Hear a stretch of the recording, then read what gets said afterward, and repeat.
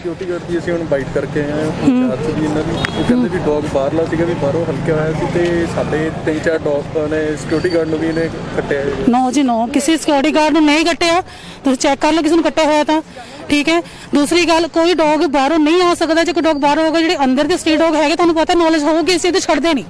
बाहरले dog तो minute भजा देंगे ने। 500 रुपया सिक्योरिटी गार्ड की तनख्वाह चो कट्टिया जाऊगा। हाँ, ये इन्होंने झूठ है, ये मैनू नहीं पता, पर सिक्योरिटी गार्ड जो साढ़े बिल्डिंग की बैठता उन्हें कहा, उन्हें एक बार इन्हें डंडा मारिया। मैं उपर अपनी बिल्डिंग सी मां कहा भी की गल, कहना जी मैडम जी तुम मना कर दो, पर सानू ना उपर बहुत प्रैशर है कि डॉग नूं भजाना, साढ़ा 500 रुपया साड़ी तनख्वाह च कट्टिया जाऊगा, रूटीन च रैगूलर साढ़ा बर्डे ही कट्टिया जाऊगा। तो इस करके असं डॉग नूं अंदर खड़ा नहीं करा देना। मैं कहा तू उन्हें हिट ना कर, तू डरा के भजा दे, हिट नहीं करना। देखो जे डॉग हल्का होया सीगा, सपोज आप मान लेने मैक्स नाल भी मैं कोऑपरेट कर दी, मैं किसी गलत नहीं कहती। डॉग कोई हल्के होया सीगा जे किसी कट्टिया भी सीगा, पर देखो किसी लॉज में लिखा होया कि आप डॉग नूं हिट करके मार दिए, नहीं लिखा होया।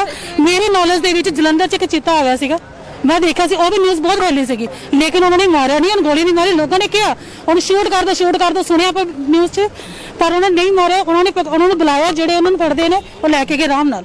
अगर इन्होंने कोई प्रॉब्लम सी, साडी एनजीओ बनी हुई है, बहुत लोगों की एनजीओ बनी, मेरी बेटी है मानवी, उन्होंने कहते असं उस डॉग नूं तरीके नाल लै जांदे, ओहदा इलाज करा लेंदे।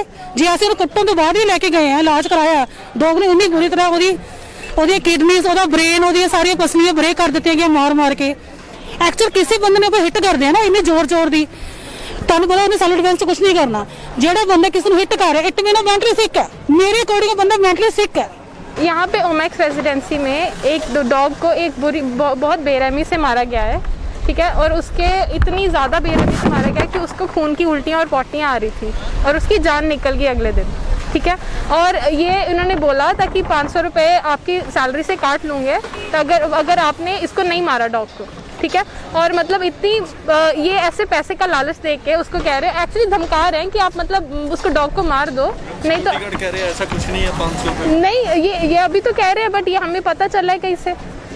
और सिक्योरिटी गार्ड की बाइट करके इंचार्ज की, वो बोल रहा है ऐसा कुछ नहीं है। फिर उस डॉग को इतनी बुरी तरह से क्यों मारा है? कह रहे हल्का हुआ था डॉग और बाहर से आया, पर ये अलाउड नहीं है, हल्का हुआ उसको मारना ऐसे नहीं अलाउड। आप एमएनसी को बुलाओ, ठीक है। अगर आपको कोई भी शक होता है तो आप एमएनसी को बुलाओ। ऐसे को यहाँ पे तो मरा नहीं, बाहर एनजीओ लेके गई है, उन्होंने क्या किया क्या नहीं हमको नहीं पता। ये एनजीओ पे क्यों दोष लगा रहे थे कि एनजीओ थोड़ी ना मारेगा कुत्ते को? आपने मारा, सीसीटीवी है, उसका एविडेंस है, वहाँ कुत्ते को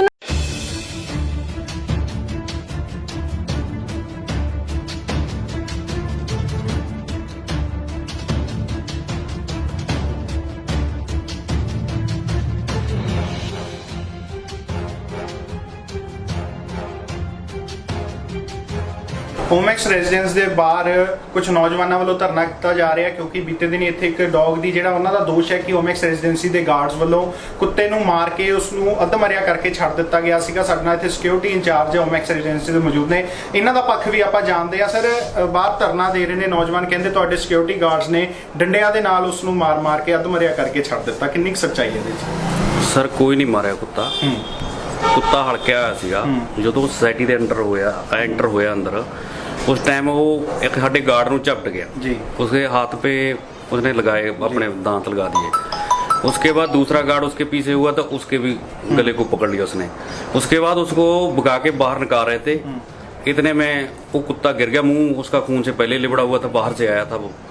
तो उसके बाद कोई एनजीओ वाले उठा के ले गए। वो एनजीओ वाले जाने में एनजीओ वाले ने मार दिया या क्या कर दिया, उसमें हमें कोई पता। एक एफआईआर भी दर्ज हुई है, वो ਤੁਹਾਡੇ ਇੱਥੇ ਕਿਸ ਤੇ ਫਿਰ ਦਰਜ ਕੀਤੀ ਗਈ ਹੈ? ਕੋਈ ਪੁਲਿਸ ਵੱਲੋਂ ਕਾਰਵਾਈ ਕੀਤੀ ਗਈ? ਫਿਰ ਉਹ ਸਰ ਸਿਕਿਉਰਿਟੀ ਦੇ ਨਾਂ ਤੇ ਹੋਈ ਆ, ਉਹਦੇ ਵਿੱਚ ਕੋਈ ਇਦਾਂ ਦਾ ਬੰਦਾ ਦਾ ਟਾਰਗੇਟ ਹੋਇਆ ਹੀ ਨਹੀਂ ਹੈ ਵੀ ਆਹ ਬੰਦੇ ਨੇ ਕੁੱਤਾ ਮਾਰਿਆ ਹੈ, ਇਦਾਂ ਕੁਛ ਨਹੀਂ। ਤੇ ਇਹਨਾਂ ਦਾ ਦੋਸ਼ ਹੈ ਨੌਜਵਾਨਾਂ ਦਾ ਕਿ ਪਹਿਲਾਂ ਵੀ ਇਦਾਂ ਦੀਆਂ ਇੱਥੇ ਘਟਨਾਵਾਂ ਹੁੰਦੀਆਂ ਰਹੀਆਂ ਨੇ ਤੇ ਸਿਕਿਉਰਿਟੀ ਇੰਚਾਰਜ ਨੇ ਇੱਥੇ ਹਰੇਕ ਗਾਰਡ ਨੂੰ ਕਿਹਾ ਹੋਇਆ ਕਿ ਜਿਸ ਦਿਨ ਵੀ ਕੋਈ ਸਟ੍ਰੇ ਡੌਗ ਅੰਦਰ ਵੜਿਆ ਤਾਂ ਉਸ ਦਾ 500 ਰੁਪਇਆ ਕੱਟਿਆ ਜਾਏਗਾ। ਕਿੰਨੀ ਕੁ ਸੱਚਾਈ ਇਹਦੇ ਚ ਵੀ?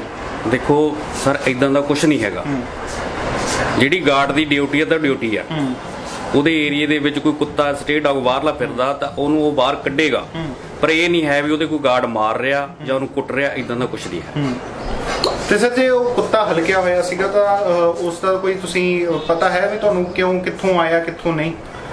ਉਹ ਆਊਟ ਆਫ ਸਾਈਟ ਤੋਂ ਹੀ ਆਇਆ ਸੀ, ਅੰਦਰ ਕੁੱਤਾ ਨਹੀਂ ਸੀਗਾ, ਉਹ ਬਾਹਰ ਕਿਸੇ ਸਾਈਡ ਤੋਂ ਹੀ ਆਇਆ ਸੀਗਾ। ਉਸ ਦੀ ਮੌਤ ਵੀ ਜਿਹੜੀ ਇੱਥੋਂ ਬਾਹਰ ਜਾ ਕੇ ਹੋਈ ਹੈ? ਸਰ, ਸਾਨੂੰ ਪਤਾ ਹੀ ਨਹੀਂ ਵੀ ਮੌਤ ਹੋ ਗਈ ਕੁੱਤੇ ਦੀ। ਸਾਨੂੰ ਨਹੀਂ ਪਤਾ ਵੀ ਕੁੱਤੇ ਦੀ ਮੌਤ ਹੋ ਗਈ, ਉਹ ਐਨਜੀਓ ਵਾਲੇ ਦੱਸਣਗੇ ਵੀ ਕੁੱਤਾ ਕਿੱਦਾਂ ਮਰ ਗਿਆ, ਕੀ ਮਾਰਦਾ, ਕੀ ਹੋ ਗਿਆ, ਉਹ ਜਾਣਦੇ ਆ। ਸਿਕਿਉਰਿਟੀ ਗਾਰਡ ਵੱਲੋਂ ਦੇਖੋ ਜੀ ਇਹ ਚੀਜ਼ ਹੈ ਕਿ ਜਿਹੜੇ ਸਿਕਿਉਰਿਟੀ ਗਾਰਡਸ ਨੇ ਇਹ ਫਸਟ ਟਾਈਮ ਨਹੀਂ ਹੋਇਆ, ਜਦੋਂ ਅਸੀਂ ਨਵੇਂ ਇੱਥੇ ਆਏ ਸੀ ਉਦੋਂ ਵੀ ਹੋਇਆ ਸੀ ਇਹ ਚੀਜ਼। ਉਸ ਡੌਗਸ ਨੂੰ ਲੈ ਕੇ ਬਹੁਤ ਹੀ ਜ਼ਿਆਦਾ ਮਤਲਬ ਇਹਨਾਂ ਦੇ ਅੰਦਰ ਰੂਟਪਨ ਹੈ। ਹਮੇਸ਼ਾ ਅਸੀਂ ਮਨਾ ਵੀ ਕਰਦੇ ਹਾਂ ਵੀ ਕੋਈ ਡੌਗ ਇਦਾਂ ਦਾ ਨਹੀਂ ਹੈਗਾ। ਮੇਰੀ ਕੱਲ ਪਰਸਨਲੀ ਇਹਨਾਂ ਦੇ ਨਾਲ ਬਹਿਸ ਹੋਈ ਕਿਉਂਕਿ ਜਿਹੜੇ ਡੌਗਸ ਨੂੰ ਇਹਨਾਂ ਨੇ ਮਾਰਿਆ ਨਾ, ਇਹ ਰਾਤ ਦੀ ਜਿਹੜੀ ਸਿਕਿਉਰਿਟੀ ਹੁੰਦੀ ਹੈ ਉਹਨਾਂ ਨੇ ਮਾਰਿਆ, ਜਿਹੜੀ ਮਾਰਨਿੰਗ ਸਿਕਿਉਰਿਟੀ ਇਹਨਾਂ ਨੇ ਕੁਝ ਨਹੀਂ ਕੀਤਾ, ਜਿਹੜੀ ਰਾਤ ਦੀ ਸਿਕਿਉਰਿਟੀ ਉਹਨਾਂ ਨੇ ਕੀਤਾ। ਇਸ ਲਈ ਮੈਂ ਅਰਲੀ ਮਾਰਨਿੰਗ ਆ ਕੇ ਉਹਨਾਂ ਨੂੰ ਪੁੱਛਿਆ ਸੀ ਵੀ ਕੀ ਗੱਲ ਹੋਈ ਹੈ। ਕਹਿੰਦੇ ਜੀ ਡੌਗ ਹਲਕਿਆ ਹੋਇਆ ਸੀਗਾ।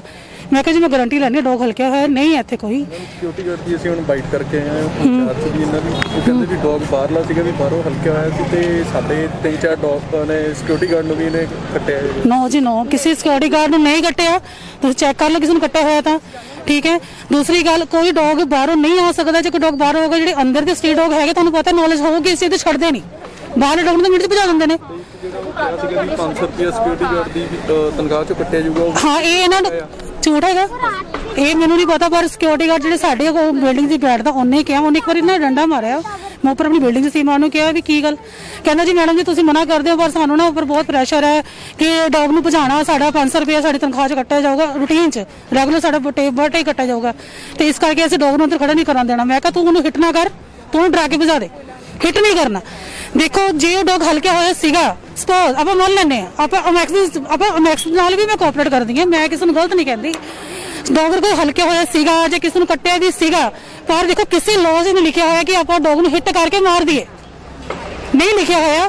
ਮੇਰੀ ਨੌਲੇਜ ਦੇ ਵਿੱਚ ਜਲੰਧਰ 'ਚ ਇੱਕ ਚੀਤਾ ਆ ਗਿਆ ਸੀਗਾ, ਮੈਂ ਦੇਖਿਆ ਸੀ, ਉਹ ਵੀ ਨਿਊਜ਼ ਬਹੁਤ ਫੈਲੀ ਸੀਗੀ, ਲੇਕਿਨ ਉਹਨਾਂ ਨੇ ਮਾਰਿਆ ਨਹੀਂ, ਗੋਲੀ ਨਹੀਂ ਮਾਰੀ। ਲੋਕਾਂ ਨੇ ਕਿਹਾ ਉਹਨੂੰ ਸ਼ੂਟ ਕਰ ਦੋ ਸੁਣਿਆ ਆਪਾਂ ਨਿਊਜ਼ 'ਚ, ਪਰ ਉਹਨਾਂ ਨੇ ਨਹੀਂ ਮਾਰਿਆ। ਉਹਨਾਂ ਨੂੰ ਬੁਲਾਇਆ, ਜਿਹੜੇ ਉਹਨਾਂ ਨੂੰ ਫੜਦੇ ਨੇ ਉਹ ਲੈ ਕੇ ਗਏ ਆਰਾਮ ਨਾਲ।